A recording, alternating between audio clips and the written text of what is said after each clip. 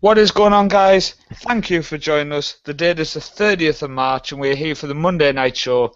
James has just come in exactly as we go live. That is called perfect timing. Tonight we've got Colin with us, so James, coming on again, pal. Thank you, guys. Thanks for having me. It's always a pleasure. And tonight we are going to have a nice chat. We're going to talk about developing a nation, the European qualifiers which have happened over the weekend, some more MLS talk, as soon as Colin has come on, FA Coaching Qualifications, and possibly the Fallen Giants, but as we disappoint Ryan every week, we might not get around to that. So, guys, we're going to go on to developing a nation first, and we're going to go to you, Ryan. When we talk about developing a nation, we talk about nations such as, let's go through this, we've got Norway, and then you've got Holland in the past. They used to be a powerhouse in Europe with the likes of Ajax, so you could look at them and say, how can they develop to become a top nation in the world of football again, Ryan? Well, yeah, there's still, Ajax and PSV Eindhoven in Holland still aren't bad teams, and they've got a lot of youth, which we know in Holland is the big thing in Holland. They like to scout the youth players and start playing them. That's how you start developing. To me, which is what I put in the notes, you'll see, start playing the youth players, the nation will develop it by itself. James, obviously living up in Scotland, Scottish football isn't exactly at its greatest point at the minute. But some of the Scottish teams have some great youth systems. The likes of Ross County and Inverness up in the north are obviously bringing in some great players, James. How can the Scottish develop their league a bit better? Well, it's quite difficult here. If a young player does really well, he usually gets poached by Celtic or used to be Rangers, and of course, like Ryan Gauld, a couple of good seasons, and he's poached by Sporting Lisbon. Andy Robertson was playing in the third division of Scotland in the same league as my hometown, and then he got a move to Dundee United. Then not long after, he got a move to Hull. So it does appear if you're young, you do well within a season or two, you get poached pretty quickly. There isn't that much talent compared to other countries, of course, but there is some talent that's there to be looked at. Now, I know you talk about Ryan Gauld, and he was obviously he was actually on English TV over the weekend, or sorry, British TV, where he was talking about his move to Sporting and how it's been a positive thing, James, moving abroad and the style of play, etc. Is that something? I know I watched a documentary on YouTube a while ago. I'll actually link it in the description for people. And it was talking about turning Scottish football into the summer, basically changing it to summer sports so more fans go and watch instead of sitting at home watching the English Premier League. What's your thoughts on that? Would that develop the nation, James?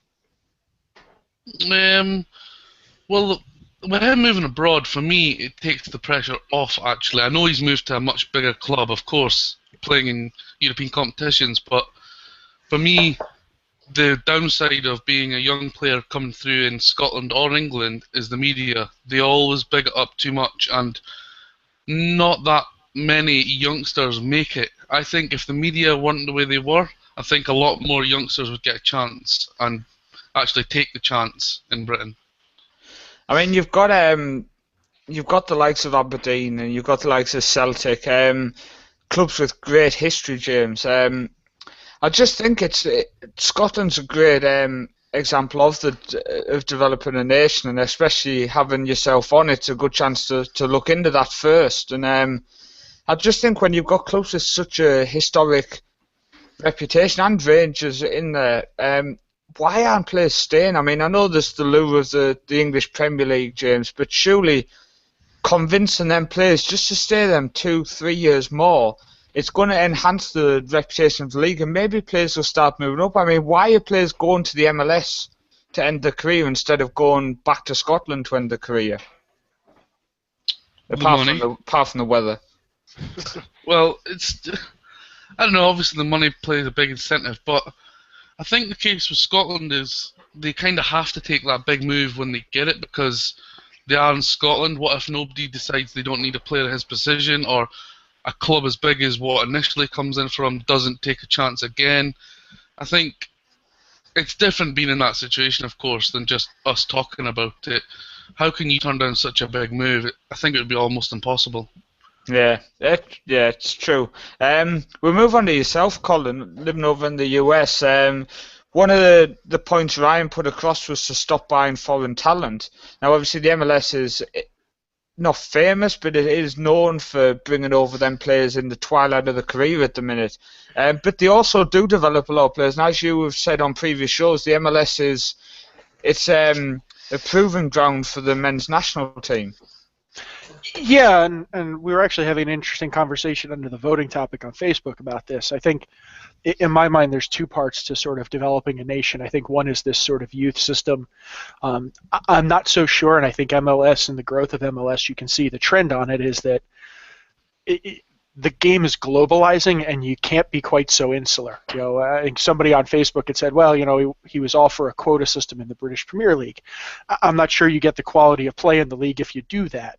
And I think something that the MLS is now starting to convert to, and if you look, there's a lot more internationals in the league, is it's starting to enhance the U.S. players in the league, which obviously make up a huge percentage of the base because we're here, it's more cost-effective and simpler and easier for us to be in the league. But you bring in more of this rich talent, and now it starts to bleed into it. So, even a Gerrard at 36 is still going to have a huge impact on a Giassi Zardes who's 23 playing for the U.S. men's national team, all about what does he need from a midfielder? What are the kinds of things he looks like? He's been on numerous interviews talking about how much of an influence Robbie Keane has been on him for how do you look in space, how do you find places, how do you manufacture goals. I think those are the kind of things that the global game gives you that quotas and being insular and that doesn't get you.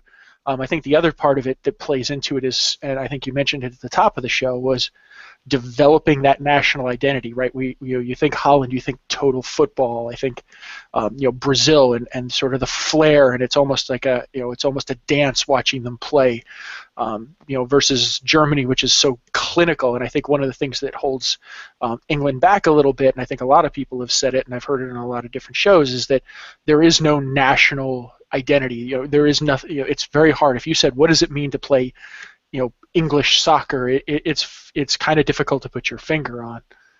I think the problem is there, Ryan, is when you think English football, you think the amount of foreign players that are playing in the English league.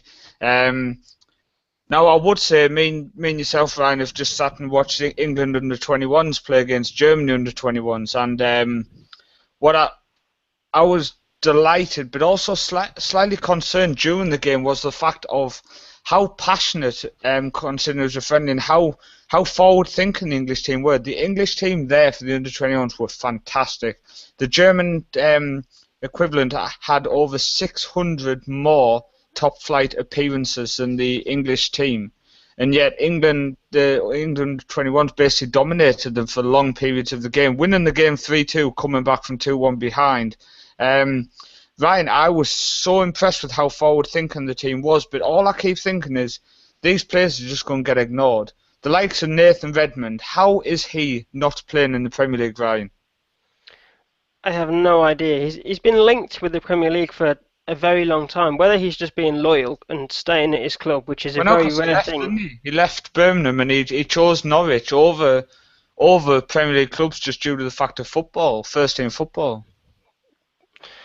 Maybe he just didn't want to go to a club and sit on the bench. But that's the thing, he should be getting the first team football. I mean, you go through the midfield, Ward-Prowse, he's playing in the Premier League, which obviously is fantastic. But then you go through the likes of the kid who came on and set up the second goal, Pritchard. He was playing in Leyton Orient not long ago.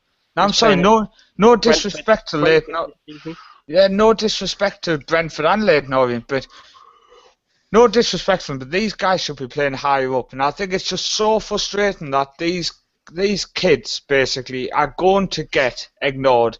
90% of these aren't going to have a long career in the Premier League. And I just think, James, it's so depressing to think of because they were fantastic this evening. Yeah, well, we're looking at the situation at Alex Pritchard. I believe he's on loan from Tottenham. Yeah, he is. And if we look at the situation of Harry Kane now. It took Harry Kane 5 or 6 loans to finally crack it at Tottenham and get a crack in the Premier League. And I've seen this Pritchard play, and he's a pretty decent player. So Good tonight. there's no reason why he can't even follow in the Ryan Mason role, and he has also been punted out on loan a few times, so he could be following that suit. I just personally prefer to see the young players in and around the first team aged 18, 19, not in their 22, 23 or whatever they are. Yeah, just quickly, Mr. Zulu on the side, just saying good evening. Cheers for listening, pal. Appreciate you coming on. I just think, Colin, from the outsider point of view, it's so frustrating because the English squad tonight had so much talent who they got the ball and they just run at that defence, and it was fantastic to watch. It's so depressing to think these guys aren't going to get a chance, where obviously in the US you have a lot of young players who get a chance for the national team.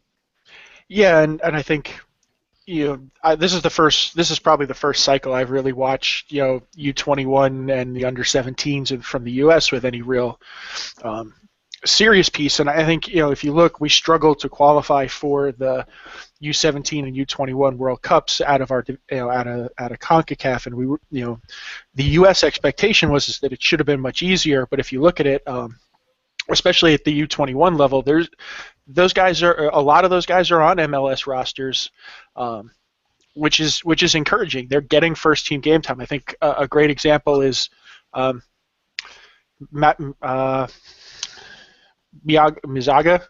He's a center back for the Red Bulls. He's 19.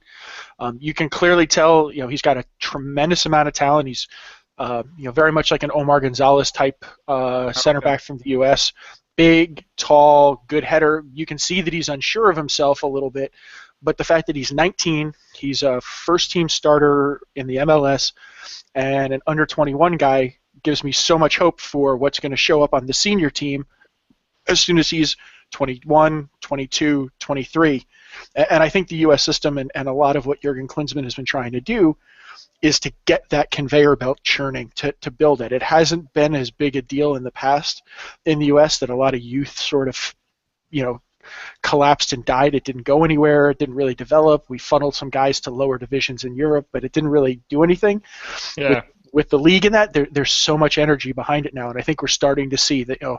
I'm really excited. 2018 will be kind of in between. 2022, I think, is going to be a really, really interesting World Cup qualifying cycle and Cup for the U.S. because this whole youth system will really start to appear on that stage.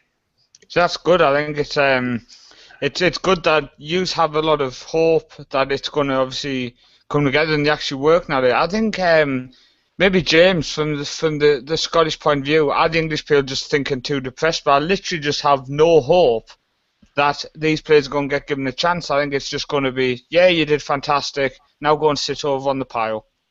Well, the pool of players England have a choice of is obviously far greater than most countries, and like Scotland have to really sometimes take what they can get. I don't mean that in a bad way, I just mean there is not that much talent. Whereas with England, I think we've seen James Milner picked up around 40 under-21 caps. Now, which is obviously a good and proud thing, but you should not be making 40 under-21 caps before you're getting near the first team. That is just, for me, no way. But on the flip side, can players get thrown into international football too young? Or is it a case of, if you're good enough, you're old enough? Using Freddie Adu as the example here. Well, I've always thought, James, that I want them to go into the first team as early as possible. I want to see them getting 100 caps for the country if they're going to be these top players.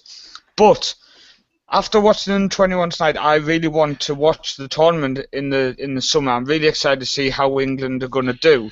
And also, sorry, go on, James.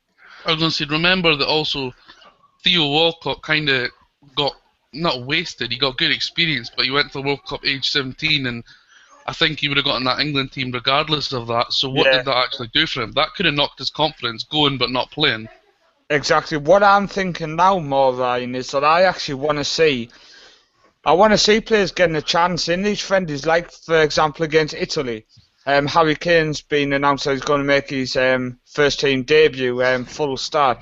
But, Ryan, I want to see him going to the under-21 championships also. I want to see players dropping down, dropping up, going up, dropping down, going up, and them actually taking part in both sections, because I think the under-21 development, I think, is a lot more important than I've judged in the past, and I think a lot of people judge it. Well, I mean, Hodgson he said on Sky Sports that if the under-21s want the players, then he's willing to offer them, and he'll just pick whatever he's got left. So he's proven that he wants a development. I think it's going to just picking them. It's going to be exciting. I mean, what I'm disappointed by is the fact that Norway haven't actually reached the finals this year after getting to the actual final of the tournament 2 years ago.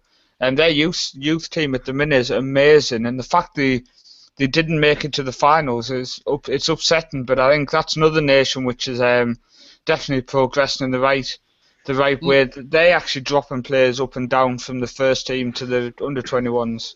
I mean, looking at England just now going to that under-21 championships, the amount of players eligible for the under-21 team that have played in the first team or being called up to the first team, the squad that they can have is actually quite scary how good it can be. Yeah, I think this is going to be the first time that the English under-21s are going to a final with a strong squad. Normally, it's kind of just relaxed a bit, isn't it? But now they're actually talking about sending a really good team, Ryan. But minus Tom Ince, who I would officially come out and say that I think the English directors or the England manager should come out and say this kid will not play for England because of his attitude of turning around and saying, well, I'm not going to the tournament, I want to focus on my club squad. I think that's shocking attitude. Well, you always get the argument of, do you prioritise your club or do you prioritise your country? To me, if you get called up for your country, you go and play for your country.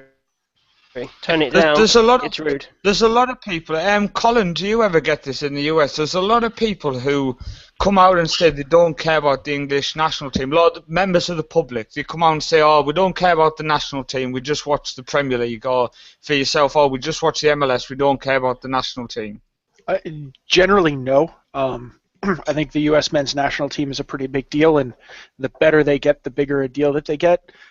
That being said, I think it was Velasquez from New York City FC created a bit of a stir and actually took a lot of backlash here when he basically denied a U23 call-up in this international cycle to stay with New York City and focus on being at the club.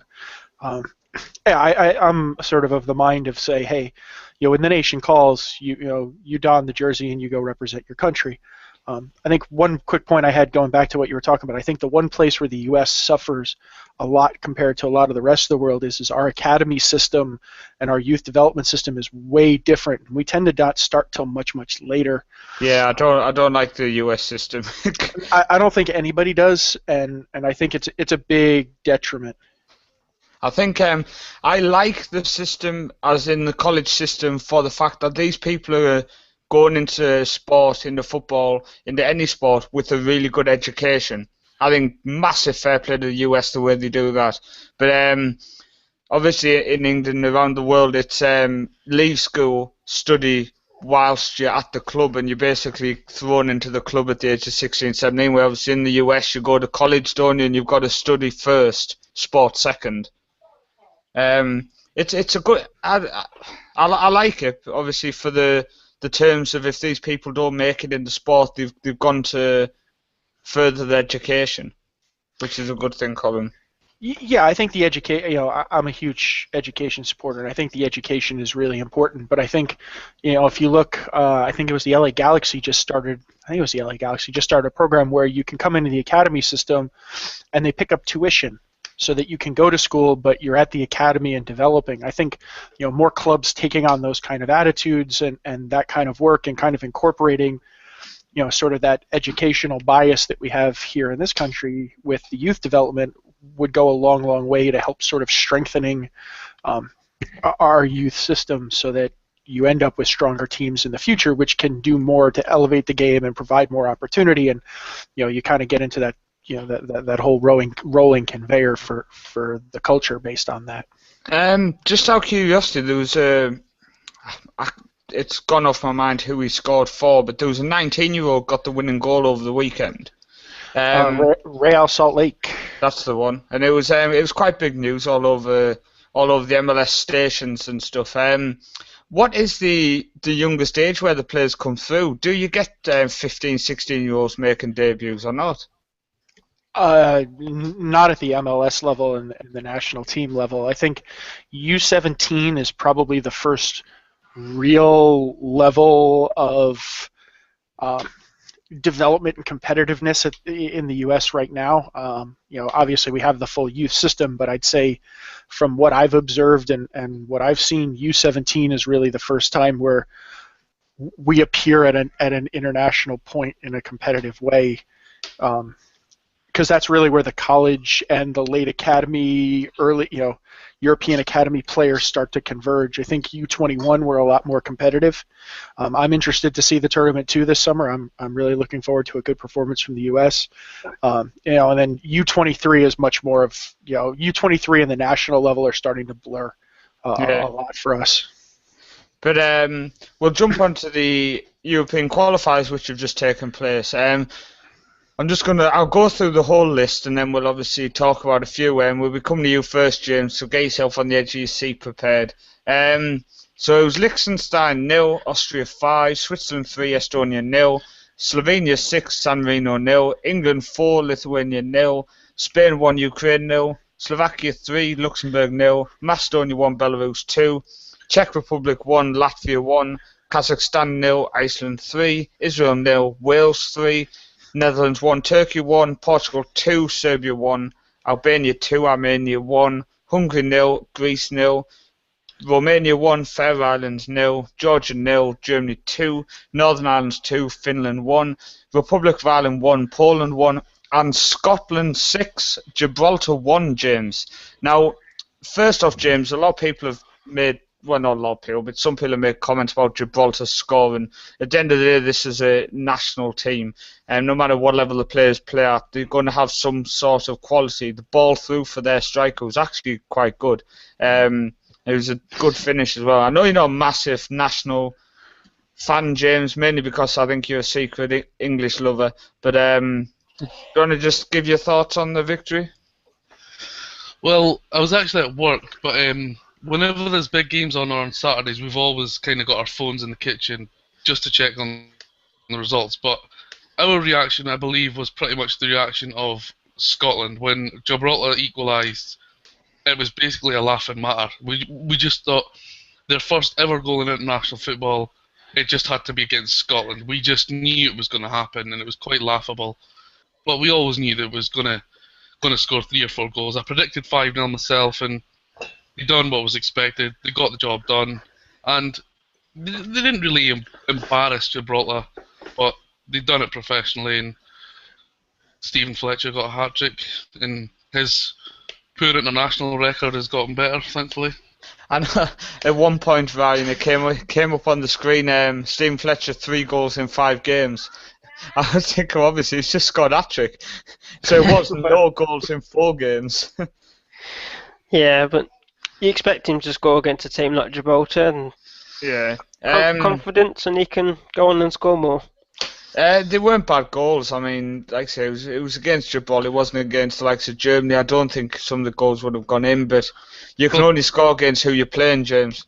Well, yeah, of course, but it's... I know people that were at the game, and it's not often Scotland turn up to a game where they're actually expecting to batter someone by at least 3-4 goals. So it was a more relaxed atmosphere, I would imagine, other than turning up against a tight opponent and celebrating a 1-0 victory a lot more than you would that.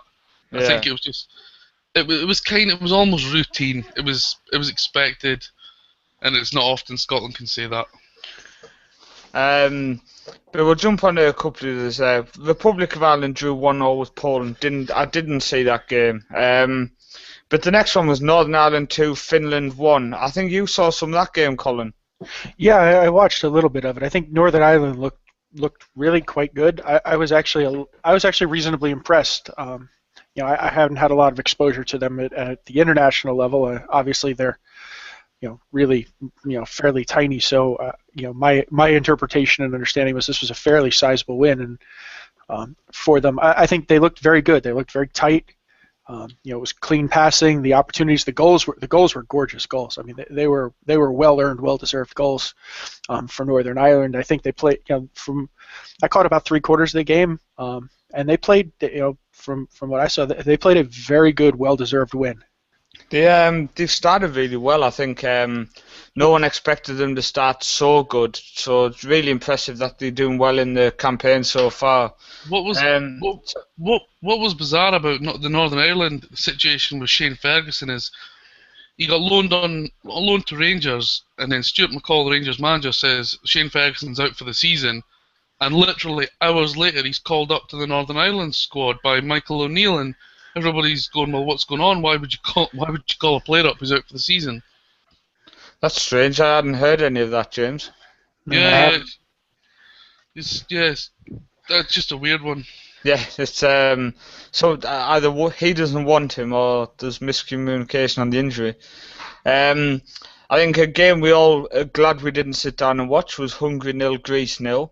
We all know how good Greece are at attacking, so you can imagine how boring that game would have been.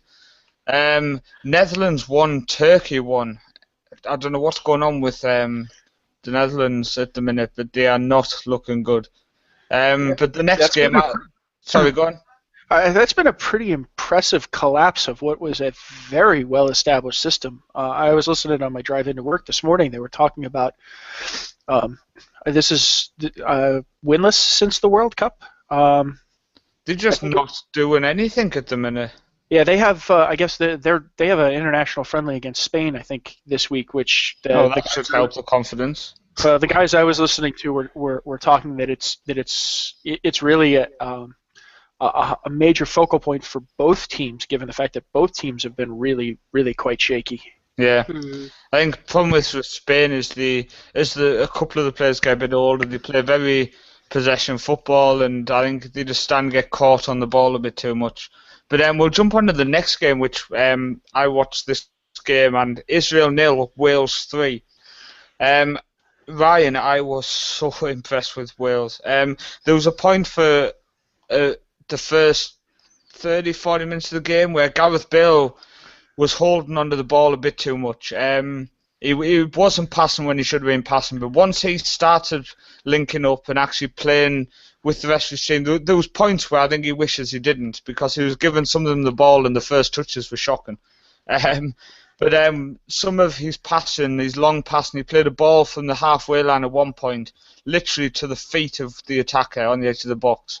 But to win 3-0, 2 goals from Gareth Bale, 1 assist, Aaron Ramsey with the other, and Aaron Ramsey as well. I said to Colin actually at a point during this game, Colin, I said to you, having Joe Allen, Aaron Ramsey and Gareth Bale in the squad, it's an impressive 3 to have.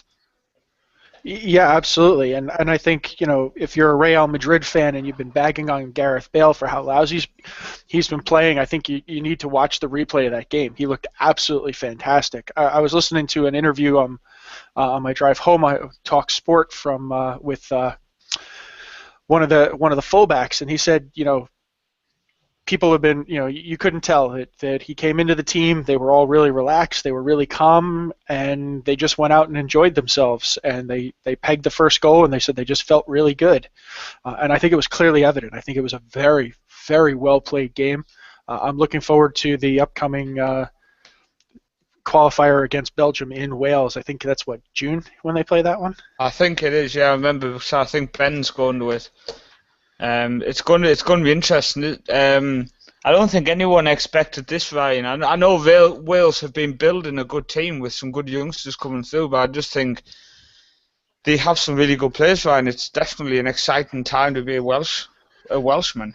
Well, yeah, they do. I mean, they haven't qualified for an international tournament since, I'm sure it was some 1950 something. One of the commentators said. None of us were probably alive then. I don't imagine anyone's over 50, 60 on this stream, unless anyone's listening. They're 60 and you remember it. I think James is close to it.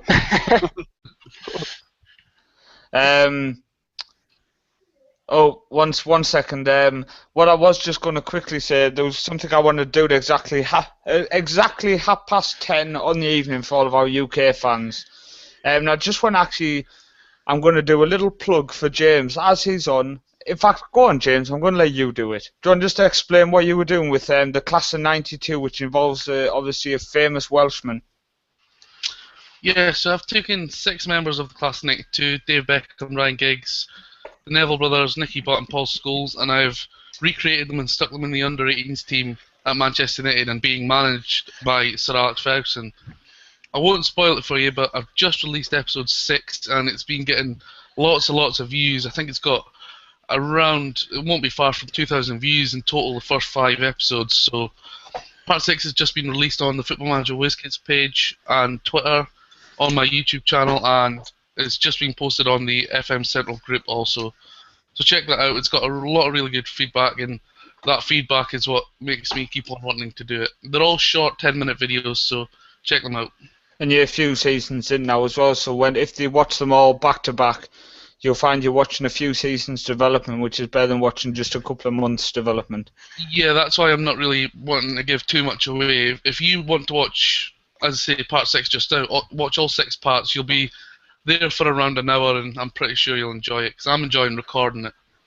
There you go. Good. Check it out. I'll be watching part 6 after this show. We will jump down to, I'm trying to pick out games which look like they're exciting. Oh, that's the one. Czech Republic 1, Latvia 1. No, I'm joking.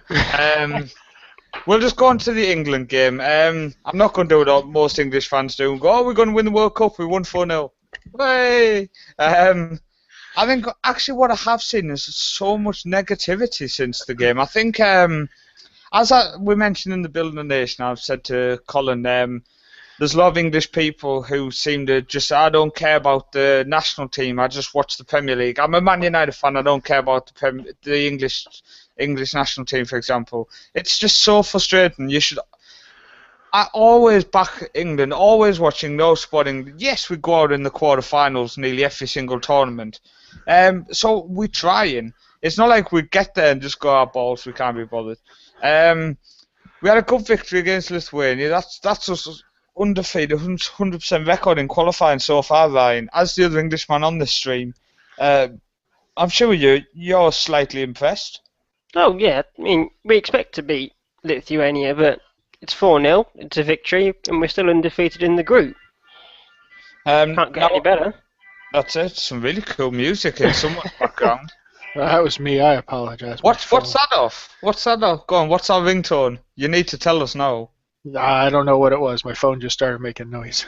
Somebody help, oh my god. It's not off Only Fools and Horses, but it's off something old. Come on James, you're old, what's that off? I have no idea, and I'm only 25, I'm not old. Sure. He was 25, people. Slovenia put 6 past San Marino, fair play. Liechtenstein 0, Austria 5. Liechtenstein are quite famous on Football Manager because obviously they don't have a nation. Their only real team basically is playing in Switzerland, as many people know. Ryan, can you tell me the name of the team? No. Unbelievable. Vaduz, yes. Yeah. who are playing, they are now in the top are they in the top division this year, James? I know they got promoted, but I don't know if they got promoted, they went back down. Either way, they're under 18s, basically Liechtenstein's under 18s. Really interesting.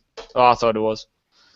But we're going to go on to Major League Soccer. James is loving this, he's learning every week. James, did you see any of it at the weekend?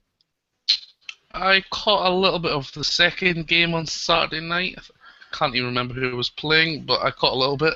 Unbelievable, James. You've let me down. I would tell you off, but I fell asleep by the time you got home, so I can't tell you off for that. So the increased popularity of the MLS, it's obviously it's grown and grown. We discussed it last week, and it had some good feedback. The listeners enjoyed hearing about the MLS, Colin. So another weekend of football. I'll just quickly tell you the results. Montreal 2, Orlando City 2. What a game that was, can I just say.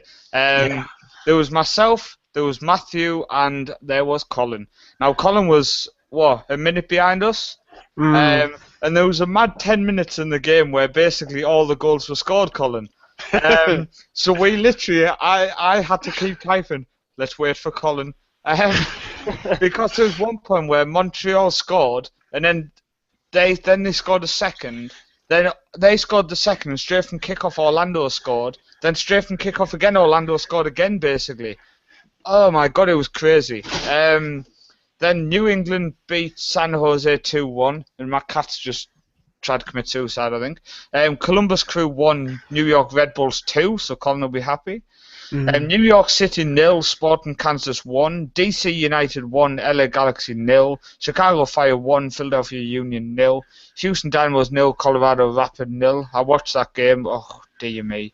Dallas 0, Seattle Sounders 0. That's probably the biggest shock of the weekend.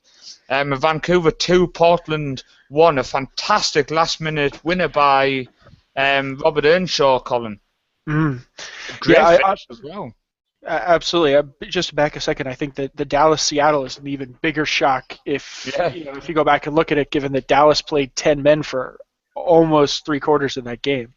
Deserved red card as well, can I say? Yeah, I don't disagree with the red card, but I think it's an even more impressive result that, given that they played down a man there. I think their leading of the Supporters' Shield this year so far is certainly well deserved. I think it just shocked me because Seattle obviously are gung-ho, shocking at the back, and Dallas have started fantastic. So I think Dallas with 10 men, is it a massive shock that they kept Seattle out? Possibly. They were missing a couple of players, Seattle, and Dallas have started this season. They've been the team which has impressed me every week so far. And again in this game, they created the best chances. Costello up front for Dallas. Oh my god, what a player he is. The amount of times cutting in, Colin, he was in that game. Fantastic. Yeah.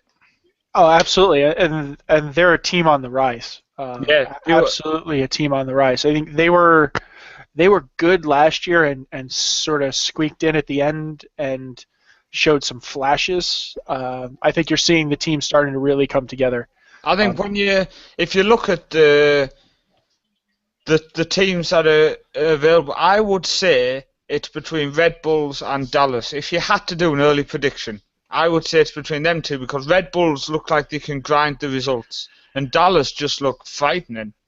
I would agree. I think the game in Columbus was a huge game for the Red Bulls this weekend, and I think if you didn't pay a lot of attention to the build-up to the game, there was a lot of question to Jesse March, the new coach of the Red Bulls, how they were going to go and play against a major Eastern Conference opponent away from home, and he said, we're going to play like we play, and they did. They went out and, same sort of tactics, same high press that they played at Red Bull Arena that they didn't quite execute against Sporting Kansas City in the first game, that they executed well against DC United, and I think they executed incredibly well against San Jose. That high up the pitch press, that high work rate, high efficiency game, and it worked for them. And it's really encouraging to watch a team that generally everybody thought was going to kind of be a bust this year, really, really playing well.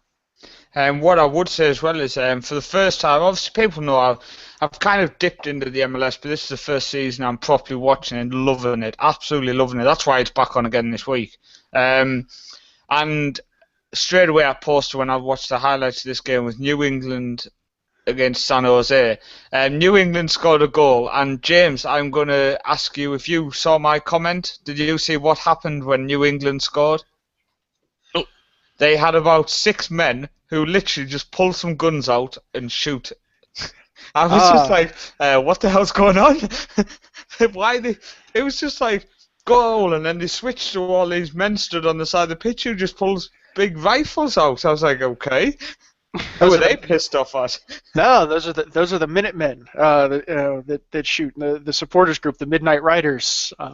That's a big part. The New England squad has got a very deep connection to Boston, and obviously sort of the American Revolution and that level of sort of culture and history. So those are the guys that stand by, and for every home goal, give off a salute.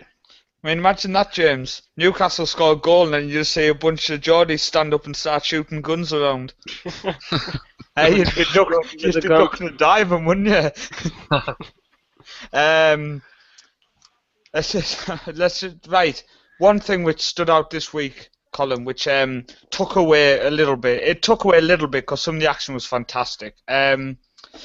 One thing that took away, which is obviously a massive talking point, no doubt even bigger in the States, which is the fact that the MLS continued through the international break, which involves, can I just say that if this was a European international break, I can almost understand it. But bear in mind, the men's national team were in Denmark midweek, and are they playing again? Wednesday. So they're playing again Wednesday. What's going on, Colin? Why are the MLS playing when half the team is away? Yeah, and it's becoming a bigger and bigger issue. I think the results for Toronto FC is definitely indicative of being shorted. New York City FC was short from guys out on international duty. I think probably the biggest talking point and the most amazing result because of it was how deeply cut Orlando City was with international call-ups. It used to not be a real big issue when there weren't a lot of internationals in MLS. I think it's a much bigger problem than it used to be. The flip side of that is the season scheduling. So with a lot of the teams in the Northeast and sort of the northern states and the central states, you really can't start playing until March is a little dicey. As you saw in the New England game, I mean, it was snowing pretty good in New England over the weekend. So, and then the season wraps up, November. Playoffs run into the first week of December now. So, I think it's a huge scheduling issue. I'm not sure how MLS solves it. I think that's really what they're stuck with is that it's a very big scheduling problem. But I think it's going to become a much bigger much bigger talking point for the teams with the league because, I think you saw multiple teams that had incomplete benches that were absolutely gutted with the level of international quality. And I think if you're playing through the breaks, you're going to start to have guys run into question markers of, do I want to be in a place where I'm going to miss games, I'm going to miss game time with my club because I'm going to play internationally. I think it's a much bigger issue. I think it's starting to pick up a lot of inertia here. I think one of the big issues is obviously you leave gaps, James, for the national games. That means there's going to be more midweek games. Now, the size of America, you can't have fans and players travelling to away games and then a home game in the weekend, James. No, I mean, I don't like this whole clubs play while international football is on anyway. I mean, we were talking about this the other day at work, how Rangers have obviously dropped down now and they don't get any players called up for international football, so they have to play at weekends. But I don't know, what's the limit these days? How many has a club got to get or a league got to get for the league to stop while internationals is on? Yeah, there's a rule, but I don't know it. Well, I know Orlando only had 15 players available due to internationals, and a lot of them were first-team players. The likes of Breck Sherry were definitely missing. It was evident for many attacks and plays during the game. They were looking at the left wing and it just wasn't as effective. I mean, don't get me wrong, the kid who stepped in, he didn't have a bad game. I'm not going to sit here and criticise him. It's just obviously he was not of that standard. Yeah, I think anytime you take somebody of that international caliber out of a first team and you ask somebody else to go out there, you're obviously going to get a diminished product. And, I think the league is very sensitive to the fact that Saturday and Sunday and, to some degree or another later on Friday nights are really the money times. And I've gone to games at Red Bull Arena and I've missed, it's hard on a Wednesday night at, for a 7:00 start. It's tough to get to some of these games. So, I can see where the league is really coming at from that perspective, but I think they do have to look at it a little bit and try and figure something out because, 15 guys on a bench and with one of them as the backup keeper. I mean, that's a little rough for a league that's supposed to be a top tier league now. But we've actually run out of time tonight. Been again a really interesting discussion. The building a nation, Ryan, was definitely a topic which went on longer than we thought because of how interesting it was to talk about. But Ryan, I'm going to leave the question to you about James's Class of '92 series. Mr. Zulu's asked, why did James miss off Robbie Savage? Because he's a fool. Fantastic. Remember to check out James's series, Class of '92. It's on the WizKids, it's on our page, it's on our group, it's on James's YouTube channel, James Beattie. I will stick it in the description when James reminds me, as I will no doubt forget. So cheers for listening, lads. Thanks for coming on, Colin. Anytime. And we will see you all on Thursday night.